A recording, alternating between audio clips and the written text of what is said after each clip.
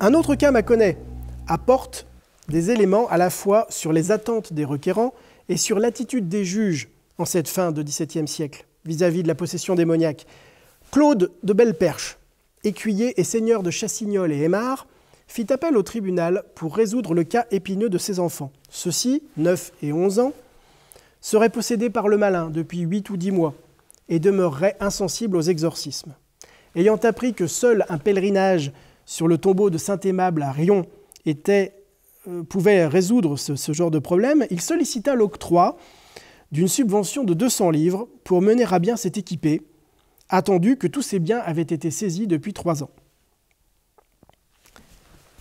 Outre le fait de trouver la somme exorbitante, le tribunal répondit que, son épouse ayant perçu la moitié des biens saisis, eh bien, il n'avait qu'à s'adresser à elle pour payer le voyage à leurs enfants, soupçonnant M. de Belperche d'utiliser le démon pour avoir ainsi les moyens de payer ses créanciers. Toutefois, malgré ces décisions de justice, les histoires de sorcellerie et de démons ne s'arrêtèrent pas brutalement à la fin du XVIIe siècle. Profondément ancrées dans la tradition populaire, ces croyances avaient la vie dure. Pour ne citer qu'un exemple proche de Mâcon, on peut mentionner celui du diable de Saugy, à environ 15 km au nord de Cuisery.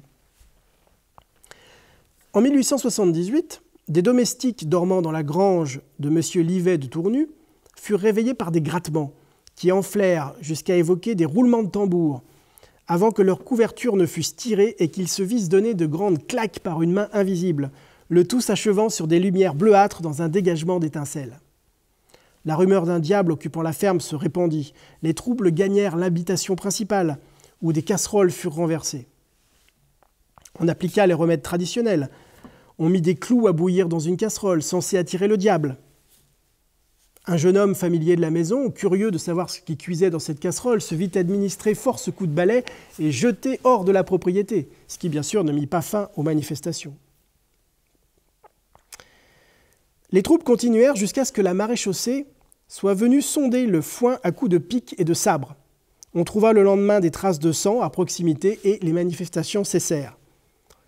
L'explication la plus vraisemblable est le mécontentement d'une famille nomade, la famille Sainteau, et conduite malgré le bail du fermier qui obligeait ce dernier à loger des gens de passage.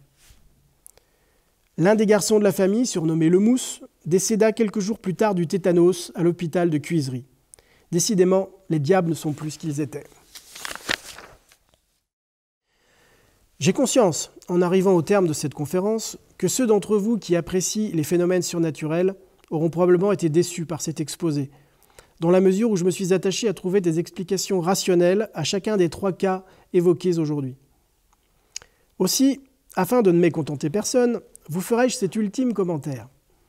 Il existe un point commun entre les histoires de François Perrault, Françoise Rubat et Nicolas Chambard. Le voici.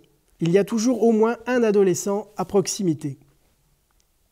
Comme certains d'entre vous le savent, on associe fréquemment leur présence à des phénomènes paranormaux ou poltergeist qui seraient la manifestation de leur malaise.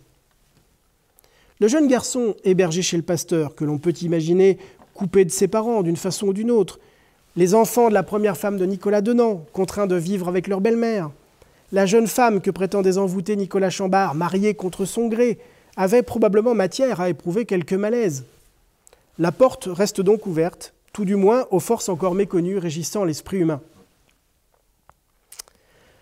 Bien qu'il se soit trouvé dès le XVIe siècle des esprits brillants et audacieux qui osèrent s'élever contre les vagues de persécution, à l'instar de Montaigne, estimant à juste titre que c'est mettre ses conjectures à bien haut prix que d'en faire cuire un homme tout vif, il fallut attendre le XVIIIe siècle pour que Voltaire pût clamer sans en être inquiété « La philosophie a enseigné aux juges qu'il ne faut pas brûler les imbéciles ». La conséquence la plus inattendue des grands procès à scandale du XVIIe siècle, conçus à la base comme des démonstrations de puissance de l'Église catholique, aura été d'introduire la notion de doute dans le rapport de l'homme au sacré, ouvrant ainsi la porte au triomphe de la raison. Merci.